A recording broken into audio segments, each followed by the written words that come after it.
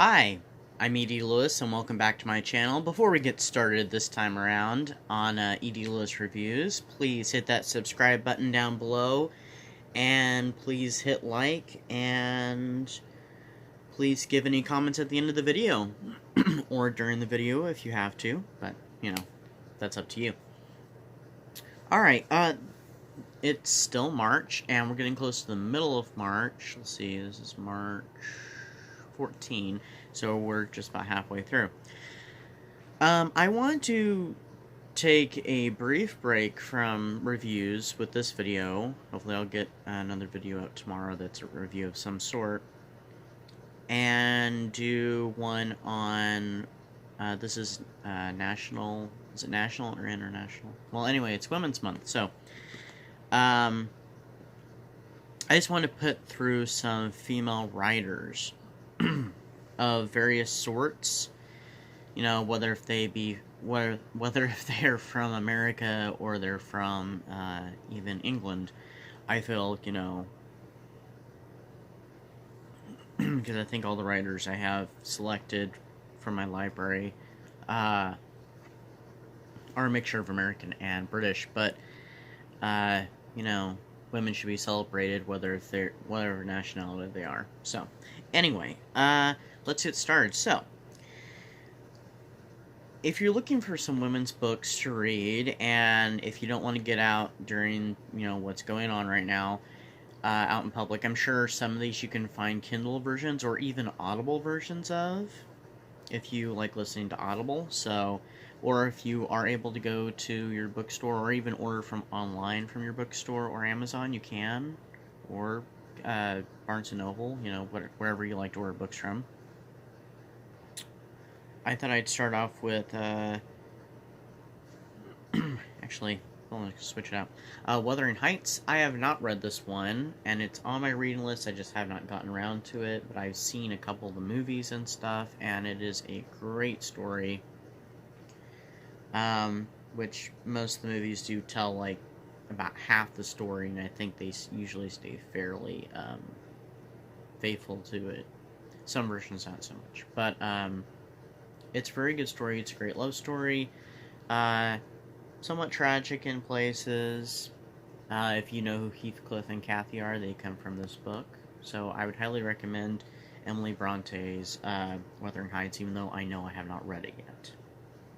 Another book, I don't have a copy of it with me, and I don't know why, because I know I have that book unless I, for some odd reason, got rid of it. Sorry, I'm a little distracted. Is by Emily Bronte's sister, Charlotte Bronte, and that is Jane Eyre. It's one of my favorite books. I have not reviewed it yet. I will review it eventually. And that's a great story about Jane Eyre, who is orphaned and sent to live with her very mean aunt and her young cousin John and the other children. And then she's basically cast away into this girls' school.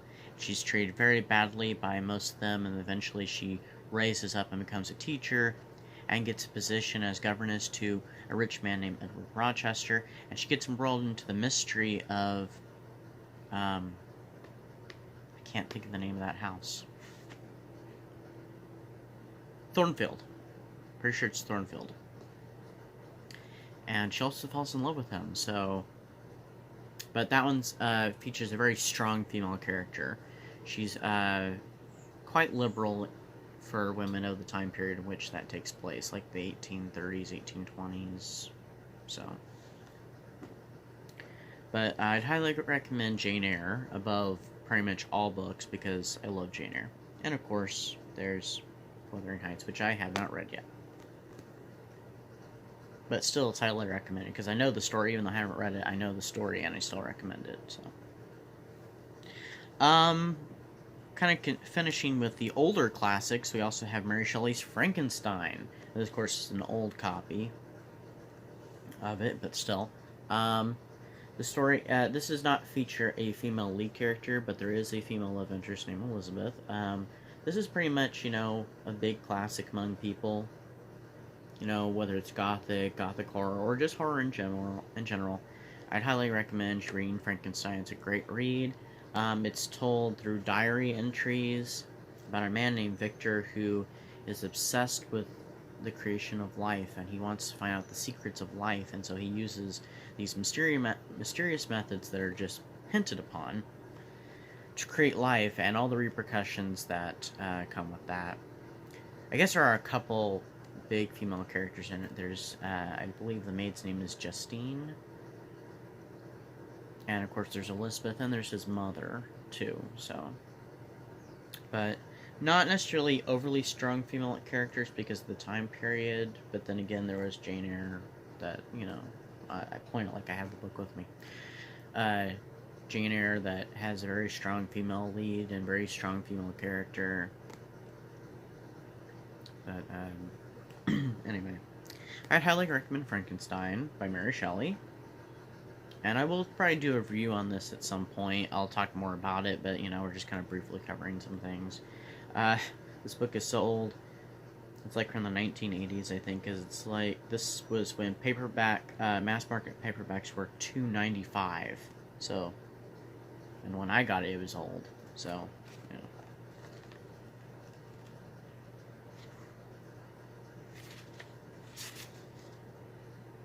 1980 is when this copy came out, so this is...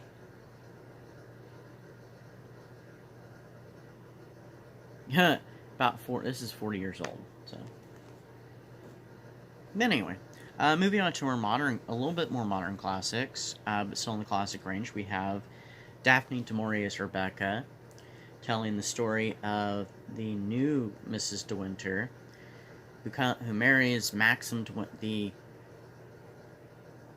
rich and influential, I guess you could say, Maxim de Winter, but she is, I guess you could say, cursed, just as the House of Manderley is, by the overwhelming, I didn't really think this through, overwhelming, memory of the previous mistress of the house, Rebecca. So this is Rebecca by Daphne du Maurier, and I have done a review on this, and you can check it out on my channel. It is a great classic. It is oftentimes compared with Jane Eyre. Pretty much when I got into Jane Eyre in high school, my aunt had suggested, oh, well, you have to read Rebecca, because it's so like Jane Eyre. So, in ways, yes, but in ways, no. But it is very good. Highly recommended. I've done this review on this book, and yes, I would, you know, go out there and find this. You can find this in all kinds. This is, of course, a really old copy that I got. It's not, you know, what I read. I got it after I read it. But, you know, went on my library, and it's a vintage copy from, I think, the 1960s. But you can find much more recent editions out there. So, check out Daphne du Maurier's Rebecca. Continuing with the somewhat modern classics, we have the book 9 Coaches Waiting, which is another one that I have also done a review on fairly recently. And it is by Mary Stewart, and it is one of those books, it's pretty much as gothic as it gets. It does reference, I think, Jane Eyre and Cinderella. About a young English governess who comes to the Chateau de Valmy in France, and she is to tutor and take care of the young Count Philippe, and his life becomes endangered by dark secrets of the family's past. So, it's a good read. It seemed to me like it was a lot longer than it really is, because this edition is only 200 some pages, and the edition that I did my review with was like 300 some pages, because it was a big hardback, and this is a smaller paperback. Although, I think it was 300 some pages. I don't know, well, whatever, I think I mentioned it in the review, maybe not, I guess it didn't make sense. You know, it all just depends on the print shape, the print size, you know, the font size and all that stuff. But highly recommend 9 Coaches Waiting by Mary Stewart. As there is another book I actually listened to because I don't have a copy of it. I did not have high hopes for it, and someday I want to do a review on it, and it's called Madam Will You Talk by Mary Stewart, and it is so good. To me, it's better than this one, and this one's still pretty good, but wow, that story picked up, and it went fast, and it was high adventure. It was like, it was really good, is all I can tell you. So I highly recommend Madam Will You Talk. It's also a gothic, and it was her first novel, and Nine Coaches Waiting. But you can still find this book being printed today as well. It's not discontinued and hard to find. You can also get it in Kindle, and Audible has it. So, because I do have an Audible copy too. So, Nine Coaches Waiting by Mary Stewart. And Madam Will You Talk, you can find two, I do believe. It's still being printed. Barnes and Noble does not. I don't know about Barnes and Noble. Never mind. Books a Million does not have a copy of it. They don't have much Mary Stewart books, but you can still get Nine Coaches Waiting and Madam Will You Talk and other Mary Stewart books. And they also have them on Audible, and I think there are Kindle editions too. The next book is by Victoria Holt. She's, of course, another famous, just like Mary Stewart, gothic romance writer. Recently, I did a review on this book, and it's The Shadow of the Lynx. About a young girl named Nora who loses her father to the Australian gold rush, and so she then has to go live with his partner in Australia, who is very powerful, and she's seduced by that power, and she comes to love him. But he is also driven by his passion and obsession to find gold, as well as revenge for a past grievance. So, also she falls in love with his son.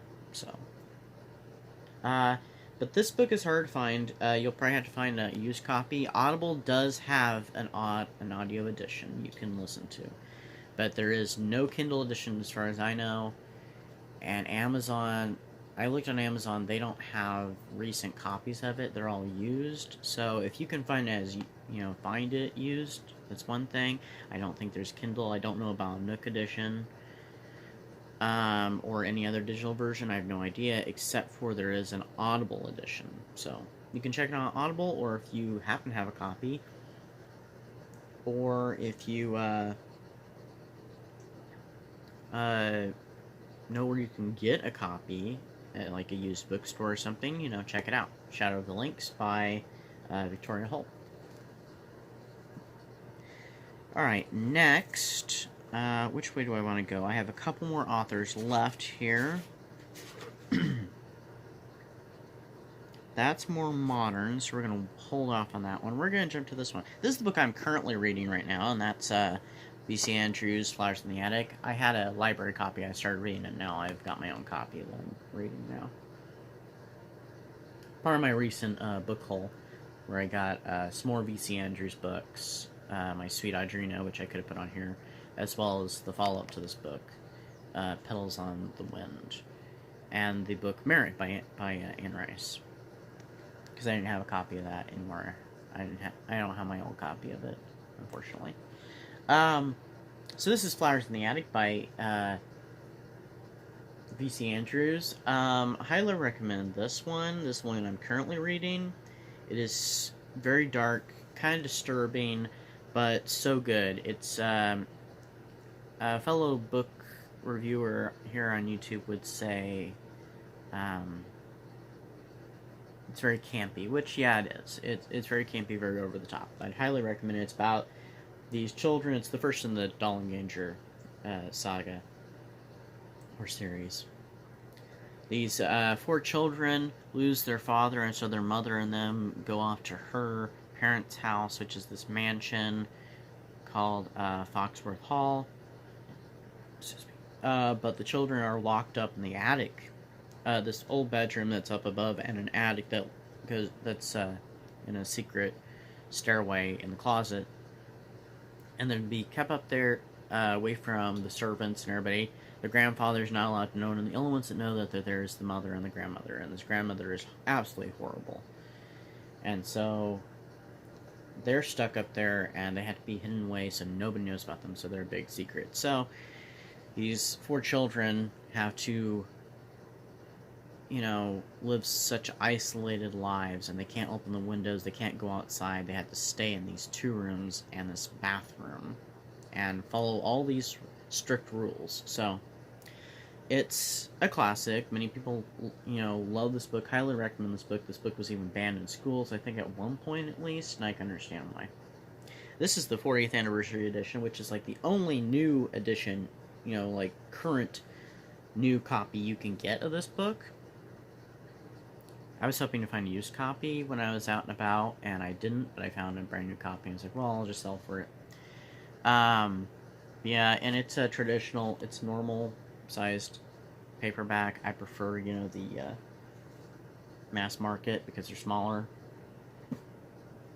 But, but highly recommend this. So go out and check out V.C. Andrews' Flowers in the Attic. I'm pretty sure there's an Audible edition. There are Kindle editions, ebook editions. Walmart has an ebook edition. There's probably a Nook edition. And there's, of course, this or used copies, or I'm sure your local library may have it. They may even have Shadow of the Lynx. So go out and check this book out by V.C. Andrews. Alright, this next, I have a couple books, and one of them I've read, one of them I've kind of read a little bit of, and I plan on reading this year. I got sidetracked by Flowers in the Attic, so I was supposed to be reading another book by this author, but that got postponed. But, Interview with the Vampire, which I've done a review on fairly recently, and it's actually, so far, my highest viewed video. So, Anne Rice is the author. And actually, I heard that she's actually being honored during this month anyway because of the Women's Month, which is awesome, and she is my... I know I've said probably that Marilyn Ross, who's actually a man, by the way, rest his soul, because he's no longer with us, but he's my favorite Gothic writer. Well, actually, I think it's Anne Rice, and he'd be my second favorite. She's definitely my second idol and my second hero, because my first hero is Vincent Price, and first idol. So she's right after he is. But that doesn't make she's any less important, because it's just that Vincent Price has I have a long history with being a fan of his since I was a child, and she I've only been a fan of since I was in high school when I got introduced to her. So I guess you could call them co-partners for idol hero. So, but anyway, Anne Rice, I love her, absolutely love her. And this is Interview with the Vampire, which I've done a review on, and I would check that one out if I were you. It's the story of a vampire named Louis, as he tells his story to a reporter boy, who in a later book is called Daniel Malloy. And he tells the story of how he became a vampire and his life as a vampire, and this includes the famous vampire character, the vampire Lestat. So I would highly recommend this. There is at least there's one strong female character in this, and it's Claudia. She's the child vampire, and the child vampire of both Louis and Lestat. So check Interview with the Vampire out if you haven't.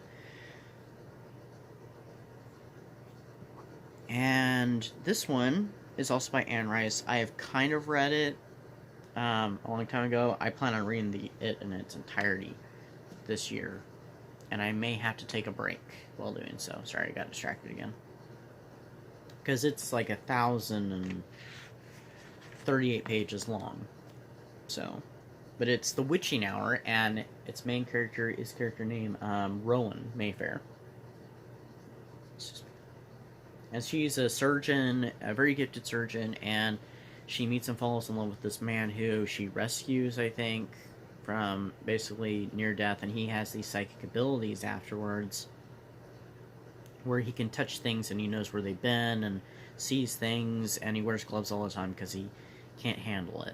And she comes from a family called the Mayfairs in New Orleans, and they have a long history of being witches, all the females in the family, and they're haunted by this spirit called Lasher.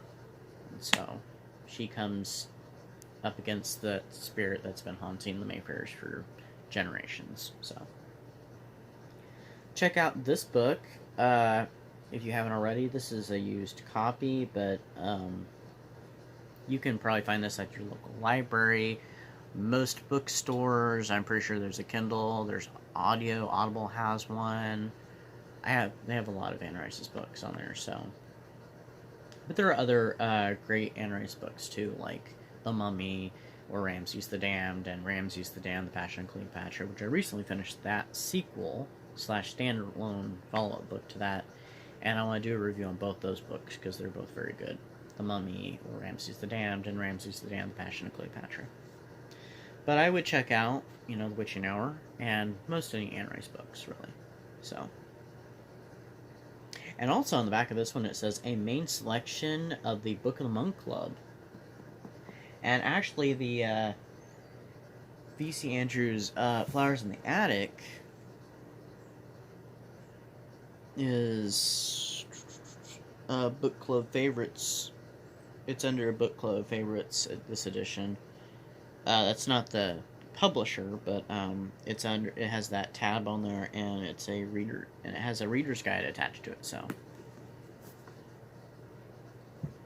all right, the last book I have selected, and there's so many books you could read, but I got to limit it, and also my library. Some of the books I've read, some of them I haven't, but I just had to pick and choose, and so I chose S.E. Hinton, who is famous for. I think this is her only Gothic novel. But some people don't even know that S.E. Hinton is a woman. But she has so many books, and some of them have been made into movies. And she is probably most famous for The Outsiders. Pony Boy, and Soda, and Daryl, and who else? There's the girl Cherry, who's part of the social group. So if you read The Outsiders, which I'm sure you did in high school or middle school, because it's usually a favorite. S.E. Hinton has written a book back in 2004 called Hawks Harbor. This was originally supposed to be a Dark Shadows book, but it was rejected, so she went around and she changed the characters' names, some of the relationships, and she altered the situations enough that you can tell it was still a Dark Shadows book, especially if you are familiar with Dark Shadows, the old television series in the 60s and the 90s, and the movie by Tim Burton, and the audio dramas, which are fantastic, which feature the original casts of the show. But this is about a man named Jamie Summers, who grew up in a very rough life, and he ended up getting entangled with this swindler where they'd go off hunting for treasure and all kinds of stuff, and then they end up in the town of Hawks Harbor, Delaware, where Jamie stumbles upon a vampire, and that changes his life forever. And he even gets put into a mental institution and is released, and he has to deal with readjusting to life after the trauma he's had. And it's just a fantastic story and fantastic book. And if you love S.E. Hinton, hopefully you'll love this one too. I highly recommend it. I think it'd be a great movie or TV show. I thought that in high school when I read it. So, and I stumbled upon it by accident. So, but anyway, those are the books I have recommended and authors. There's lots of other books you can read. There's a plethora. So happy March. I'll see you again soon when I do another review. I did not pick up the copy of my book to promote it today, but we're not going to worry about that. So if you want to check out my book, you can on Amazon. It's called The Curse of Ridge House. And please read it and, share it, and tell others about it. And enjoy the month of March. Keep safe out there during this tough time. I don't want to talk about it because I'm sick about hearing about it. I'm sure other people are too. So, yeah. So, check out these books and other books written by other female writers. And have a safe March. And don't forget, there's movies directed by women. Lifetime channel, I'm sure, is doing stuff. I have no idea. I don't have Lifetime. I've seen some Lifetime movies and stuff, and there's some great ones on there, so I highly recommend that. A lot of them are, I think, probably most of them, if not all of them, are directed by women. And there are some great ones on there, especially the V.C. Andrews ones, based off her books. I highly recommend them. I just recently watched a bunch of those on DVD, so, yeah. So, celebrate women this month. So, I'll see you next time, and please hit subscribe, like, and comment on my video. Bye-bye.